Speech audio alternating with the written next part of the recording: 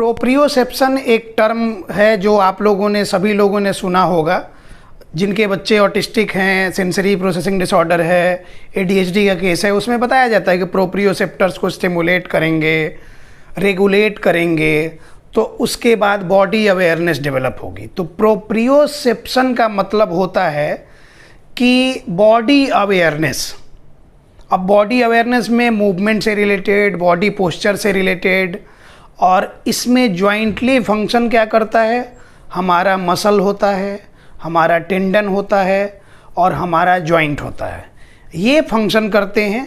और इन जब proprioceptive activities, proprioceptive stimulation हम इनको देते हैं, जिसमें कि डीप प्रेशर आता है, डीप टच आता है, नेल कंप्रेशन आता है, जॉइंट कंप्रेशन आता है, सेंसरी ब्रशिंग आता है, या जिम बॉल या किसी भी ऑब्जेक्ट से डीप कंप्रेशन, ये ओवरऑल एक्टिविटी जब हम करते हैं तो ये सारे मैसेजेज हमारे ब्रेन को जाते हैं, हमारे स्पाइनल कॉर्ड के थ्रू होते हुए ब्रेन तक मैसेज पहुंचता है। और तब वहाँ से जिन बच्चों में अवेयरनेस डेवलप ना हो, जो इसमें डिलेड रिस्पॉन्स दे रहे हों, जिनमें सेंसरी प्रोसेसिंग डिसऑर्डर हो, ये सारी चीज़ें धीरे धीरे स्टिमुलेट होती हैं, रेगुलेट होती हैं और तब चैनलाइज्ड पैटर्न में काम करना शुरू करती हैं। तो इसलिए बार बार कहा जाता है कि जब बच्चों में बॉडी अवेयरनेस नहीं है, वो उनको कहेंगे, जैसे एक सवाल है कि हम पूछते हैं, आपको कहते हैं कि आप अपना आँख बंद कीजिए और लेफ़्ट इंडेक्स फिंगर से अपने नोज को टच कीजिए, तो आप कर ले रहे हैं, हम भी देख रहे हैं, आँख बंद है फिर भी हम कर ले रहे हैं। ये अवेयरनेस बच्चे को नहीं है, इसलिए उसमें प्रोप्रियोसेप्टिव स्किल्स की कमी है, लैक ऑफ बॉडी अवेयरनेस बोलते हैं। तो ये इसी तरह जैसे हम लोग क्या होता है कि चलते हैं, अगर ज़मीन पे चल रहे हैं तो फिर हम नीचे देख के नहीं चलते हैं ना कि पैर कहाँ रख रहे हैं कहाँ नहीं रख रहे हैं। हमको पता है कि हम सीधे जाना है, रास्ता पता है, और पैर अपने आप उसी हिसाब से उधर बढ़ते जाएगा। कई सारे रास्ते कटे होंगे लेकिन फिर भी हमको अगर सीधा जाना है, लेफ़्ट राइट नहीं जाना है, तो हम उधर ही बढ़ते जाते हैं। एक बात से आप रिलेट करेंगे कि जब शुरू में हर कोई साइकिल जब चलाना सीखता है, पैडल मारना, तो अगर कोई बड़ा आपका भाई है, कोई चाचा, पापा, कोई भी सिखा रहे हैं, तो शुरू में वो कहते हैं कि हैंडल अच्छे से संभालो, सीधा देखो। और हम लोग बार बार गलती क्या करते हैं कि हम लोग पैडल की तरफ देखते हैं कि पैडल पे पैर अच्छे से जा रहा है कि नहीं जा रहा। तो वो जो देख के ये करते हैं वो लैक ऑफ बॉडी अवेयरनेस, वो भी है, लैक ऑफ अवेयरनेस है। हमको समझ नहीं आ रहा कैसे हम अपने आप को, बॉडी को एडजस्ट करें उस पर, और इसी की वजह से हम गिर जाते हैं। नहीं तो ऐसे साइकिल, बाइक, कुछ भी चलाने में हम तो सीधा बस हैंडल देख के सीधा चलते हैं ना, बाकी तो अपने आप गियर लगाना कि ब्रेक लगाना कि क्या करना हो जाता है। ये सब भी प्रॉपर बॉडी अवेयरनेस जिनका इंटैक्ट है, तो वो हो गया। इसमें ही कमी आ रही है तो उसको लैक ऑफ बॉडी अवेयरनेस बोलते हैं। अब इसको कैसे कैसे हम रेगुलेट कर सकते हैं, कैसे स्टिमुलेट करके और बच्चों के जो बॉडी अवेयरनेस डेवलप कर सकते हैं, उसके लिए कुछ एक्टिविटीज़ बता रहे हैं। व्हील बैरो वॉक आपने सुना होगा, व्हील बैरो वॉक कह लें या फिर एनिमल वॉक के नाम से आप जानते हैं, क्रैब वॉक कहते हैं, जो भी आप कहते हैं, जिस नाम से आप जानते हैं। इसमें होता क्या है कि बॉडी का लगभग वेट हमारे हाथ पे आता है और कोऑर्डिनेटेड वे में बच्चा मूवमेंट करते हुए आगे बढ़ता है। आपने पीछे से सिर्फ पैर पकड़ के रखा है, जैसा कि आप ये वीडियो में देखेंगे। तो ये करने से क्या होता है कि हमारे, जब हमने सरफेस पे, वो जो फ्लोर है उस पर हमने फोर्स लगाया, बच्चा फोर्स लगा रहा है, तो उधर से अगेंस्ट में, उसके अगेंस्ट में फोर्स आ रहा है हमारे रिस्ट जॉइंट पे, हमारे एल्बो जॉइंट पे, हमारे शोल्डर जॉइंट पे। तो वो एक तरह का डीप कंप्रेशन दे रहा है, जॉइंट की तरफ दे रहा है, मसल्स को ये कर रहा है। तो ये कंप्रेशन जो आ रहा है, ये प्रोप्रियोसेप्टिव फंक्शंस को स्टिमुलेट कर रहा है। तो इससे क्या हुआ कि जितने बच्चे हैंड फ्लैपिंग वगैरह ज़्यादा करते रहते हैं, वो शेकिंग करते रहते हैं, वो रेस्टलेसनेस से रहते हैं, हाथ का कुछ ना कुछ मूवमेंट करते रहते हैं, उनको जब आप ये कराएंगे तो देखेंगे काफ़ी हद तक 2 सप्ताह 3 सप्ताह में रेगुलर बेसिस पे करने में वो टाइम ड्यूरेशन हर बच्चे के हिसाब से वो प्रिपेयर्ड किया जाता है। उसके लिए प्रॉपर असेसमेंट करना होता है। कोर मसल्स जो हमारे होते हैं, जो भी उसमें जैसे हमारे साइड साइड के मसल्स की बात करें, एब्डोमिनल मसल्स की बात करें, हमारे बैक के मसल्स की बात करें, कोर मसल्स की स्ट्रेंथनिंग भी चेक करनी होती है कि सारे बच्चे उसके लिए उनके लिए सूटेबल है कि नहीं एक्सरसाइज। ये सारा कुछ करते हुए तब हम लोग उसकी नीड के अकॉर्डिंग प्लानिंग करते हैं, तो वो बेहतर होता है। अब ये वीडियो में आप देखिए, इस तरह से व्हील बैरो वॉक आप बच्चे को करवा सकते हैं।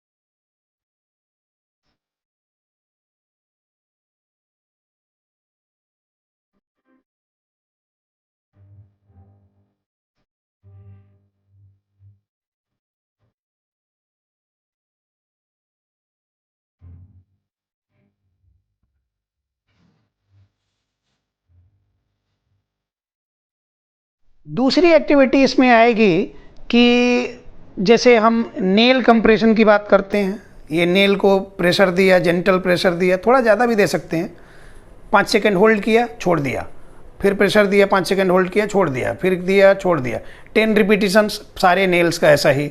फिर इसको मुट्ठी बंद करके ऐसा ऐसा ऐसा ऐसा ऐसा, ये सब।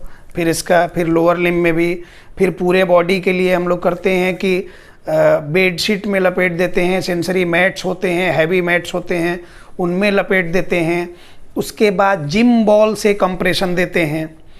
इसके अलावा जैसे हमने ये तो हाथ से यूज किया, एक वो जो हेजहॉग बैलेंसिंग पॉड आता है उसमें स्पाइक्स भी निकले होते हैं, तो उस तरह के स्पाइक्स वाले बॉल से जो प्रेशर देते हैं हम, तो ये डीप टिश्यू कंप्रेशन है और ये भी प्रोप्रियोसेप्टिव फंक्शन में आता है। तो इससे भी बच्चों को काफ़ी ये कामिंग स्ट्रेटजी में आता है, बच्चों के प्रोप्रियोसेप्टर्स को स्टिमुलेट करता है, उसको रेगुलेट करता है, इससे बॉडी अवेयरनेस डेवलप होती है। जैसा कि ये वीडियो में आप देखेंगे, ये बच्चे पे जो किया जा रहा है, इसमें रेस्टलेसनेस और हेड बैंगिंग और हैंड फ्लैपिंग वगैरह की समस्या सबसे ज़्यादा थी। ये करने के बाद मुश्किल से 2 सप्ताह तक किया गया, काफ़ी हद तक प्रॉब्लम इसकी रिड्यूस हुई।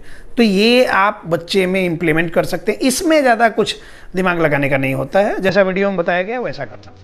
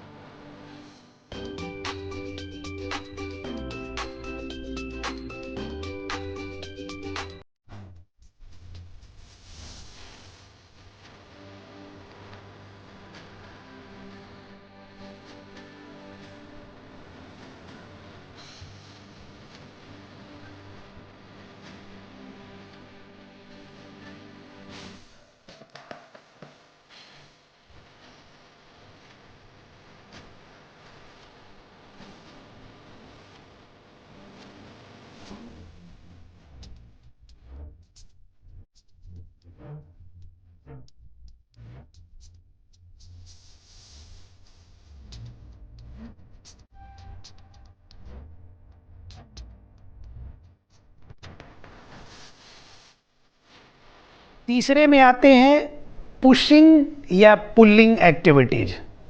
किसी चीज़ को खींचना, जैसे कोई भारी सामान है उसको इधर से इधर खींच के लेके आ रहे हैं, एक जगह से दूसरी जगह लेके जा रहे हैं। जैसे हम लोग बेड खिसकाते हैं, अलमीरा खिसकाते हैं। और पुशिंग जैसे कि वॉल प्रेशर ही हम कहें कि वॉल प्रेशर दो, तो बच्चे को सामने वॉल के पास लेके जाएं और उससे कहें कि ऐसा प्रिटेंड करो कि इसको हम लोग ठेल के और बाजू वाला कमरा भी इसमें ले लेते हैं। जैसे कि बॉटल में पानी भरा, 1-1 लीटर का 2 बॉटल दे दिया, उठा के ले जाके यहाँ से वहाँ रखो, वहाँ से वहाँ रखो, ये सारी चीज़ें। इसके बाद दरवाजे को खोलना बंद करना, ये सारी चीज़ें ये इंक्लूड करते हैं।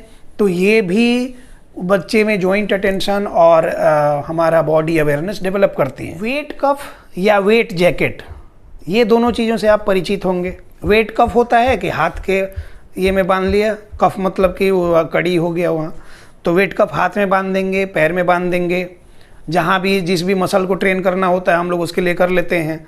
स्ट्रेंथनिंग की ट्रेनिंग करनी हो तो हम लोग खुद यहाँ बांध के और इसको शोल्डर का सारा मूवमेंट, जैसे कि एबडक्शन कर लिया, फ्लेक्शन कर लिया, एक्सटेंशन कर लिया, रोटेशन वगैरह जो भी करना है तो वेट कफ का यूज करके हम लोग कर लेते हैं। बच्चे, बहुत सारे बच्चे जो रेस्टलेसनेस उनमें ज़्यादा होती है, हाइपर एक्टिविटी ज़्यादा होती है, एक जगह टिकते नहीं, इधर उधर भागते रहते, कुछ भी बात को सुनते नहीं, उनको साइज के हिसाब से, उनके हाइट के हिसाब से, उनके वेट के हिसाब से उनके लिए suitable weight, ideal weight cup, जो वेट जैकेट उनके लिए मंगाया जाता है, बनवाया जाता है और वो उनके पीठ पे लगा दिया जाता है और उसके साथ वेट ट्रेनिंग कराई जाती है। सीढ़ी चढ़ना उतरने से लेकर मल्टीपल फिजिकल एक्टिविटीज उनको कराई जाती है। इससे काफ़ी हद तक जॉइंट पे प्रेशर पड़ता है और वहाँ से भी प्रोप्रियोसेप्टर्स स्टिमुलेट होते हैं और बॉडी अवेयरनेस डेवलप होती है और उसको एक उसका पैटर्न बन जाता है कि इतना वेट लेके चलना है, तो वो जो भाग दौड़ इधर उधर कर रहा था वो काफ़ी हद तक रेड्यूस। और एक्टिविटीज़ में ले लेते हैं, जैसे कि बच्चों में जो हम लोग मैंडेटरी रूप से कराते हैं, लेकिन वहाँ प्रिकॉशंस भी हैं। यही इसीलिए समझाने के लिए लास्ट में हमने लिया कि आप इसको अच्छे से डिटेल में समझेंगे। ट्रैम्पोलिन जंप आपने सुना होगा, ट्रैम्पोलिन जंप आपने देखा होगा। पार्क में अब जाते हैं तो बड़ा सा ट्रैम्पोलिन लगा रहता है जहाँ 20-25 बच्चे एक साथ जाके और जाली से उसमें घेरा हुआ है और वहाँ जाके बच्चे कूदते रहते हैं। कहीं भी मेला वेला छोटा मोटा लगता है तो वहाँ ट्रैम्पोलिन जरूर लगा दिया जाता है, बच्चे वहाँ कूदते रहते हैं। कोई भी चिल्ड्रन पार्क जाएंगे, फन पार्क जाएंगे या फिर मॉल में भी जो बच्चों का कॉर्नर होता है उन सब में ट्रैम्पोलिन होता है। ट्रैम्पोलिन एक्टिविटीज़ बच्चों की फेवरेट एक्टिविटी है। उससे भी बार बार जंप जब आप कर रहे हैं तो आपके जॉइंट्स पे प्रेशर पड़ता है, तो ये तो बॉडी अवेयरनेस डेवलप करने के लिए काफ़ी सही चीज़ है। लेकिन इस केस में थोड़ा ध्यान देने की ज़रूरत होती है कि जो बच्चे हाइपर एक्टिव नहीं हैं उनको ये चीज़ें कराएंगे तो सही है, बॉडी अवेयरनेस के लिए उनको भी जॉइंट कंप्रेशन वगैरह चाहिए है। लेकिन अगर रेस्टलेसनेस है, सिटिंग इंटॉलरेंस है, हाइपर एक्टिविटी है, तो बच्चे को आप जंप कराएंगे तो प्रॉब्लम उसकी बढ़ते जाती है। और ये बार बार कई सारे वीडियो में हमने बताया है कि बहुत सारे यूट्यूब चैनल्स को देख के आप उनकी बातों को बिना सोचे समझे मानने लग जाते हैं कि बच्चा हाइपर एक्टिव है, उसको जंप कराओ थक के और फिर वो स्थिर हो जाएगा, उसकी हाइपर एक्टिविटी रिड्यूस होगी। नहीं है, वो प्रॉब्लम बढ़ जाएगी। इसलिए ध्यान रखें कि बच्चा डल सा है, हाइपो एक्टिव सा है या फिर हाइट वाइट से डरता है, जंपिंग वगैरह से डरता है, तो वो मतलब कि सुस्त सा रहता है, उसको आप ट्रैम्पोलिन जंप करा सकते हैं। नहीं तो अगर बच्चा रेस्टलेस वगैरह रहता है तो उस केस में आप जॉइंट कंप्रेशन जो प्रॉपर बताया जाता है तो वो सही तरीका से करना। इसके साथ साथ वो जो हमारा विलबार्गर्स ब्रश भी आता है तो वो भी हमारे प्रोप्रियोसेप्टर्स को स्टिमुलेट करने के लिए यूज किया जाता है, तो उसका यूज सही तरीका समझ के करना चाहिए। इसके अलावा डिफरेंट टेक्सचर के प्रेशर के लिए ब्रशेस आते हैं, सिलिकॉन ब्रश आता है, उसके बाद से कपड़ा धोने वाला ब्रश आता है, कई सारे वीडियो में हमने बताया है। तो उन सब से डीप टच, डीप प्रेशर देंगे तो ये ओवरऑल हमारी प्रोप्रियोसेप्टिव एक्टिविटीज होती हैं। इसके अलावा हजारों अप्रोचेज बनाए जा सकते हैं, लेकिन इतना काफ़ी है आपके बच्चे के लिए। और आप जब इसको सही तरीके से इम्प्लीमेंट करेंगे, प्रॉपर गाइडेंस में इम्प्लीमेंट करेंगे, तो आपको जैसा मैंने कहा कि 15 से 21 दिन में आपको लगेगा कि आपके बच्चे में मिरेकल होने लग गया, बच्चों में काफ़ी हद तक इम्प्रूवमेंट दिखने लग जाएगी। लेकिन हमने कहा कि प्रॉपर गाइडेंस में कुछ इसके प्रिकॉशंस भी हैं, उसको भी समझना है, मतलब कि क्या नहीं करना, कॉन्ट्रा इंडिकेशन समझना, तब करेंगे तो ज़्यादा सही। इस वीडियो में हमने जो भी टेक्निक्स बताई, मैक्सिमम चीज़ों से आप परिचित हैं, आप करते भी होंगे। हो सकता है कि आपका करने का तरीका उतना सही ना हो, इसलिए प्रॉपर रिजल्ट ना आ रहा हो। तो अपने बच्चे को अगर बेहतर फ्यूचर देना चाहते हैं, उसको सही तरीके से मेन स्ट्रीम से जोड़ना चाहते हैं, बिना भटके, बिना समय गंवाए, क्योंकि एक सर्टेन एज के बाद डेवलपमेंट स्लो होती है, चीज़ों को सीखने की क्षमता कम होती है। 5 साल के एज तक जो हमारे नर्व सेल्स होते हैं वो उसके पहले तक तो डेवलपिंग स्टेज में होते हैं, तो इसलिए चीज़ों को सीखने की क्षमता, चीज़ों को ग्रैब करने की क्षमता ज़्यादा होती है। 5 साल के एज के बाद नर्व्स का शेप चेंज होने लगता है, तो वो चीज़ें जो जल्दी ग्रैब कर रहे थे वो नहीं कर सकते हैं, अब थोड़ा स्लो हो जाएगा प्रोसेस। इसलिए समय रहते सही जगह जाना ज़रूरी है। हम बार बार कहते हैं कि अगर आप देश दुनिया जहाँ से भी हैं, मेरा वीडियो आप तक जा रहा है, आपको लग रहा है कि जेन्युइन बातें हैं, तो आप हमारे साथ जुड़ सकते हैं। नंबर यहाँ दिया है, मैनेजमेंट से बात हो जाएगी, कॉल मैसेज जैसे भी। आप अपना स्लॉट बुक करके अपॉइंटमेंट ले लें और उसके बाद से कंसल्टेशन होता है। फिर आपके बच्चे की नीड क्या है उसके अकॉर्डिंग आपको सजेस्ट किया जाता है। आप अपने घर से ही बच्चे को मैनेज कर सकते हैं, प्रैक्टिकली आपको ट्रेन किया जाता है। और जिस तरह की ट्रेनिंग हम देते हैं पूरी दुनिया में ऐसा कहीं नहीं है, ये हम गारंटी के साथ कह सकते हैं, क्योंकि हम रिजल्ट ओरिएंटेड काम इस तरह से करते हैं कि पेरेंट्स को ट्रेन किया जाए। पेरेंट्स सालों साल कहीं कहीं जा रहे हैं और कुछ भी नहीं हो पा रहा, वो कुछ भी नहीं उनको मिल पा रहा, सालों साल गए, साल भर के बाद फिर अगर वो जगह छोड़े भी तो उनको क्या सीखने मिला, आपने क्या सीखा पूछा जाए तो उनको पता ही नहीं है कैसे क्या होता है, किस सिचुएशन को कैसे डील करें। थोड़ा बहुत भी तो आइडिया हो तो वो भी नहीं है, तो ये अलग प्रॉब्लम है। इसलिए अगर आप चाहते हैं कि आपके बच्चे का बेहतर फ्यूचर हो, वो मेन स्ट्रीम से पूरी तरह से जुड़े, तो आप हमारे साथ जुड़ सकते हैं। हम आपको एजुकेट करते हैं और बच्चे को री एजुकेट करते हैं। धन्यवाद।